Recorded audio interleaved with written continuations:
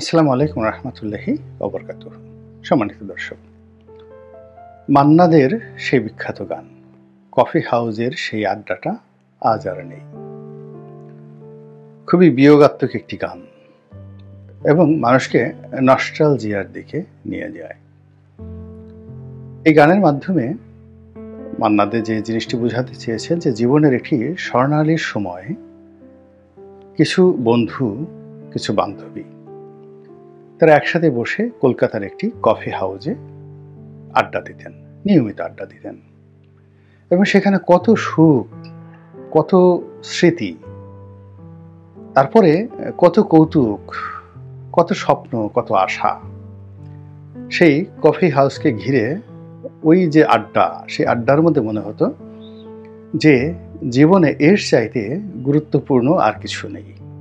সময় হলে আড্ডাতে যেতে হবে এবং সেখানে গিয়ে যে যার মতো করে যে গান জানে সে গান গাইবে, যে পত্রিকায় লিখে সে আজকে কি লেখা হলো সেটা সবাইকে দেখাবে, ইত্যাদি নানা বিষয়গুলো অসাধারণ একটা সুরে তিনি তার কণ্ঠে একটি অমর সঙ্গীত দিয়ে আমাদের সবাইকে একটা নস্টালজিয়ার মধ্যে ফেলে দিয়েছেন।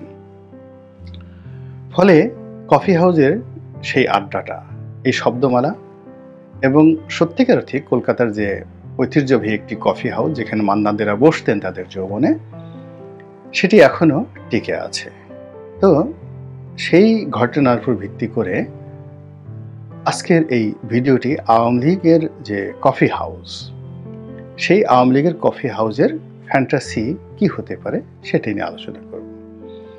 তো মান্নাদেরা যে কফি হাউস বা কফি হাউসের কথা বলেছেন, আওয়ামী লীগের যারা শাসক ছিলেন, তারপর সুবিধাভোগী ছিলেন, দালাল ছিলেন, ফড়িয়া ছিলেন, কর্মী ছিলেন, নেতা ছিলেন এবং তাদের মধ্যে একটা বিরাট অংশ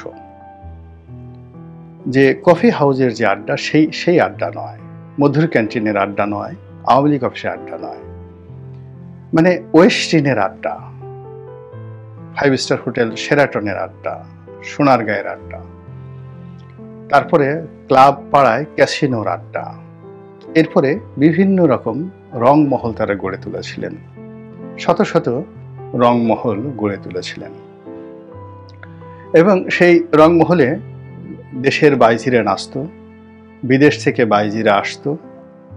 ঢাকার যে অভিজাত ক্লাবগুলো ছিল সেই ক্লাবগুলোর বাইরেও তারা বেশ কয়েকটি নতুন নতুন ক্লাব তারা তৈরি করেছিলেন এবং ওই ক্লাবের ধারের কাছে সাধারণ মানুষের যাওয়ার কোনো সুযোগ ছিল না।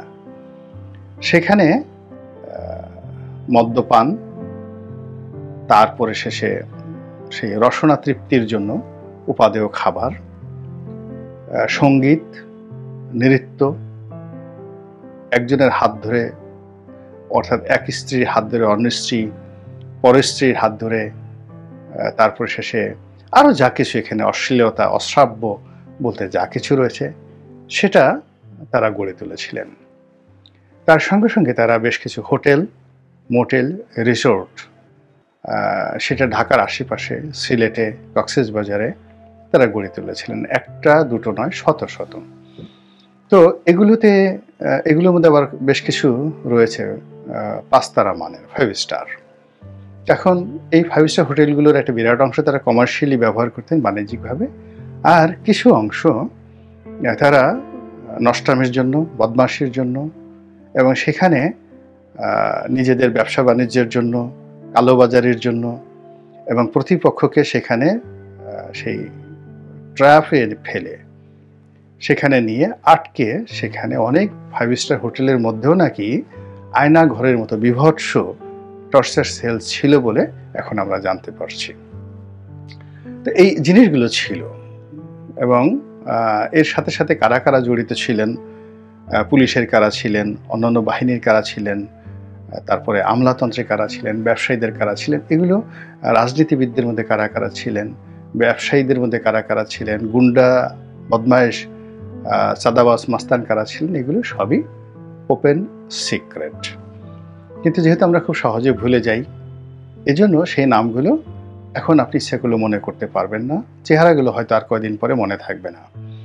কিন্তু তারা যে জিনিসগুলো করে গিয়েছেন, অর্থাৎ সেই কফি হাউস যদি আমরা ধরি, সেই কফি হাউস রূপী বাইজি মহল, রঙ্গমহল, রিসোর্ট, হোটেল, প্রমোদখানা, প্রমোদতরী, তারপরে শেষে প্রমোদ সেই কি বলবো, প্রমোদের আরও যা কিছু রয়েছে সবই তারা যে করেছিলেন সেটা এখনো আছে। এবং সবচেয়ে বড় ব্যাপার হলো যে ওই মান্নাদের সেই গানটির মতো যে কফি হাউজের সেই আড্ডাটা আজ আর নেই, তবে চেয়ার টেবিলগুলো আছে, সেখানে নতুন মুখ এসেছে এবং এখনো সেই নতুন মুখের যারা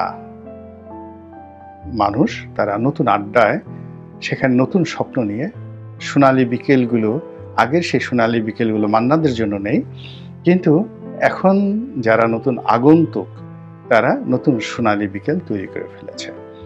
তো সেই ঘটনার সঙ্গে যদি আপনি তাল মিলিয়ে বর্তমান জমানা দেখেন তাহলে দেখবেন যে এখন যে আগন্তুক যারা এসেছেন আওয়ামী লীগের রেখে যাওয়া কফি হাউসে, তারা সেই কফি হাউসকে ফুলে ফলে সুশোভিত করেছেন। মালিকানা পরিবর্তন হয়েছে অনেক জায়গাতে, কিন্তু বেশভূষা আগের চাইতে আরও জাঁকজমকপূর্ণ হয়েছে। আগে যেভাবে সঙ্গীত হতো, এখন সঙ্গীতের সুর বেড়েছে, তাল বেড়েছে, লয় বেড়েছে। আগে যদি 10 জন বাইজি আসতো, এখন বাইজির সংখ্যা আরও বেড়ে গেছে, নিত্য নতুন বাইজির সংখ্যা বেড়ে গেছে। এরপর আগে যারা ভোগী ছিলেন, ভোগ করতেন, তাদের ভোগ করতে করতে করতে করতে একটা সময় বিতৃষ্ণা এসে গিয়েছিল। তারা শুধু দেখতেন বা বসে থাকতেন। এটাকে অনেকটা বলা হয় বিকৃত রুচি। কিন্তু ভোগ করার মতো অবস্থা তাদের ছিল না। এক নাগারে 15 বছর ভোগ করতে করতে করতে করতে তারা অনেকটা নির্বিষ হয়ে পড়েছিলেন। কিন্তু এখন যারা ভোগী তারা সবাই গোখরা সাপের মতো ফোঁস করছে এবং তাদেরকে সামাল দিতে গিয়ে কফি হাউসগুলো রীতিমতো কাঁপছে। কফি হাউসের চেয়ার টেবিল কাঁপছে। কফি হাউসে আগমনকারী যারা বিনোদন কন্যা রয়েছেন বা বিনোদন বালক রয়েছেন, আপনারা তো সবাই জানেন যে এখন শুধুমাত্র বিনোদনের জন্য নারীরা নন, পুরুষরাও এখন বিনোদন দিয়ে থাকেন এবং এই সকল বিনোদন কর্মীদেরকে আপনি ফুটপাতে পাবেন, হাতির ঝিলে পাবেন, 5 স্টার হোটেলে পাবেন, সব জায়গাতে পাবেন। কাজেই বিনোদন বালক এবং বিনোদন বালিকা, এবং এই বিনোদন বালক শব্দটি হাসি পেল যে যেটিকে আগে ঘেটুপুত্র বলা হতো। তো এটা যেটাকে বলা হয় হোমোসেক্স, ইউরোপে খুবই যাকে বলা হয় জনপ্রিয় এবং আইনগত বৈধ। এটি ইসলামে খুবই নিন্দিত এবং যে কোনো ধর্মে এটা অত্যন্ত গর্হিত একটি অপরাধ। কিন্তু অবাক হলো যে মানুষের মধ্যে, বিকৃত রুচির মানুষের মধ্যে এই অভ্যাসটি যাদের রয়েছে, তারা পৃথিবীর সব কিছুকে ভুলে এই কাজটি তাদের করতেই হবে। তো এদেরকে প্রমিত বাংলায় বলা হয় বিনোদন বালক। অনেকে এগুলোকে ইতিপূর্বে ঘেটুপুত্র বলতো, যারা স্বেচ্ছায় এই কাজগুলো করে। আর যারা জোর করে এই কাজগুলো করে, বিশেষ করে বিশেষ একটি এলাকার মানুষ, বিশেষ একটি সম্প্রদায়ের মানুষ, তারপরে বিশেষ একটি শ্রেণীর মানুষের মধ্যে এই ধরনের যাকে বলে পুরুষ ধর্ষণ এটি ব্যাপকভাবে তারা নিন্দিত। যা হোক, এখন এদের সংখ্যা বর্তমানে বাড়ছে না কমছে, এটা আপনারা খুব ভালো করে বুঝতে পারেন, এবং এদের ক্ষমতা যত বাড়বে ততই এদের যে এই সকল অপরাধ, এই অপরাধ বাড়তে থাকবে। তো যাই হোক, এই কথাটা আমার হঠাৎ করে এই বিনোদন বালকের কথাটা মনে পড়লো সালাউদ্দিন কাদের চৌধুরী সাহেবের একটি বক্তব্যে। তিনি পার্লামেন্টে দাঁড়িয়ে বলেছিলেন, একজন সংসদ সদস্য আওয়ামী লীগের, তাকে উদ্দেশ্য করে, আমি নামটা নিলাম না, আপনারা দেখে নেবেন, যে আমি কি বলেছি অমুকে একসময় বিনোদন বালক ছিল, তার ক্যারিয়ার শুরু হয়েছিল বিনোদন বালক হিসেবে? আমি তো সে কথা বলিনি এখনো পর্যন্ত।